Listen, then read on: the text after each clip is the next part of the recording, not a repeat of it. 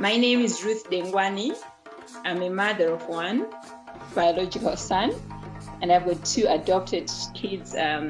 One is 28, the other one is 21, a boy and a girl from my late sister. So I'm almost an empty nester and I'm loving it. I was widowed 19 years ago at the age of 29. My son then was 4 years old, but now he's in his final year at the university in South Africa. When you are born as a girl child in an African community or African society, you are born like 20 plus steps behind everything negative, every stigma that you can think of, every challenge that you can think of is you face as a Black girl child, as an African girl child. So now as you are navigating life, you have to choose which path, which story you will tell, because you have different stories. Paula talked about multiple identities. So you have to choose one that you have to becomes your cause and you run with it. Mine was thrown at me. At the age of 29, I was widowed. I found myself with a 4-year-old boy that I needed to raise, confused. I was in Johannesburg when I received the call that my husband had died in a car crash. Little did I know that coming back home to Zimbabwe was going to present more shocks and more nasty surprises, especially from his family. Because in an African society, if a husband dies, the woman is the witch. The woman is the one who's killed. There is stigma that goes with the title widowed. There is reproach that comes with that title, that is widowed. So I found myself 5 days before my birthday, my 29th birthday, widowed, dressed in black, sitting on a mattress as we do in Africa, with blankets around me, with my friends and my mother and my sisters supporting me, facing a lot of hostility from my late husband's family. This is the family that I had come to love as my own. I had been with this man I'd been married for 7 years, but when he died, they became strangers. Not only strangers, they become nasty strangers. So that set a pace for me. That was my story that was thrown at me. From that moment, I made up my mind that I was going to speak and help every disempowered woman, every disadvantaged woman that I could reach out to. It will be my mission to help and to work with them. I am passionate about women of all ages, their empowerment, their education, their progress, their development, life skills, economic independence, emotional and spiritual freedom. If I can impart a word of advice that will make a woman move from being stuck, even if it's an inch, then my work is achieved.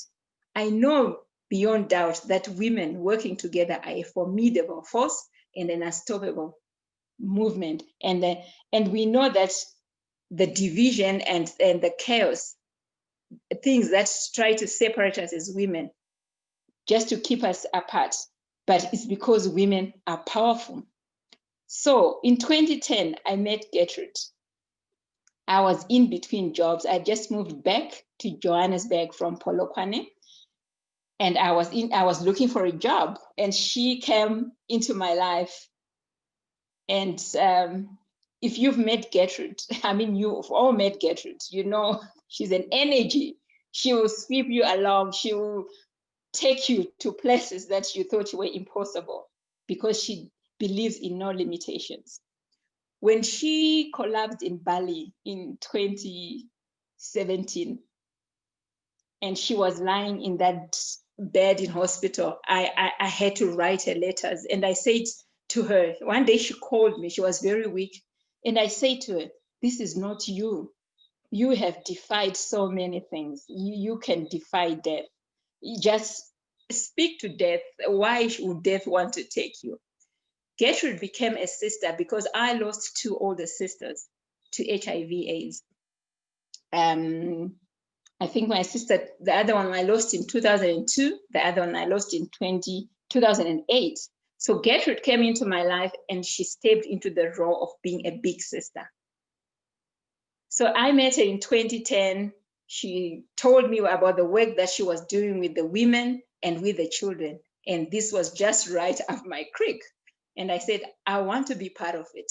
I will be your hands and your feet in Africa as you go into the world to raise funds for all these orphan children and these widowed women. I'll be part of this work, this great work that you are doing. So it's been 10 years of great work, working with the women in the villages, with the orphans. The children are now some of them have finished high school, some of them are even in university that we've worked with on these projects, Thrive, Africa Thrive. I really believe that as women, we can be kind to each other. I believe that we can empower each other. We can inspire each other. We can teach each other skills, whatever that is needed for another woman to step into their next level. I really believe we have it in us to teach each other. So this HerStory Circle, this HerStory movement has been awesome for me.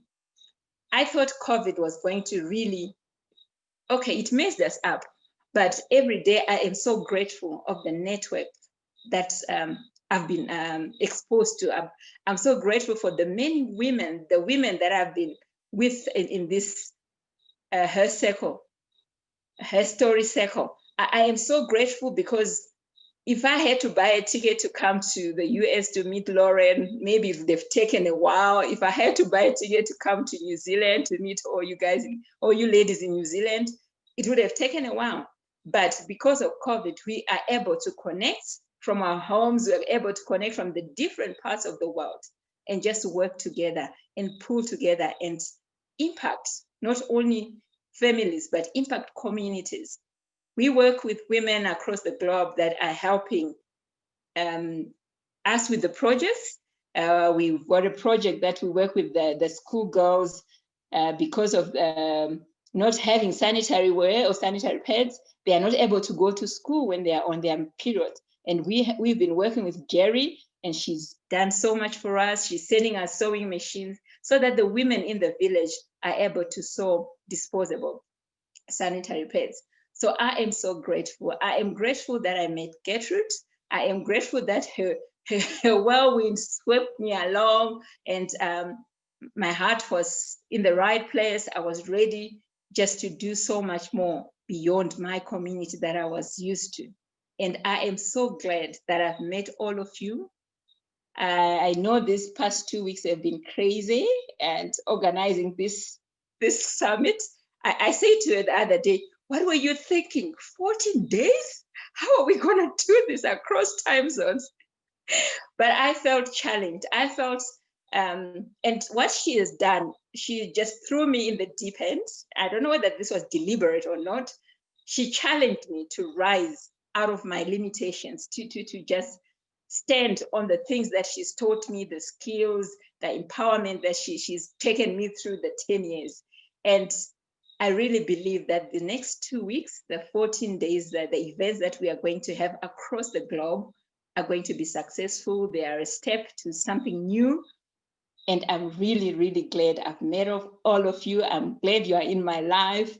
I'm glad if my son decides to come to New Zealand or to America, I'll just give him one of your people's numbers and he can say, hi, I need help, or I need guidance, I need some advice. So I'm really, really glad to be part of this movement. I am grateful for Gertrude. I am very grateful for the sister that she is to me. And I thank you. I thank everybody that is part of HerStory Circle. Thank you. Thank you so much.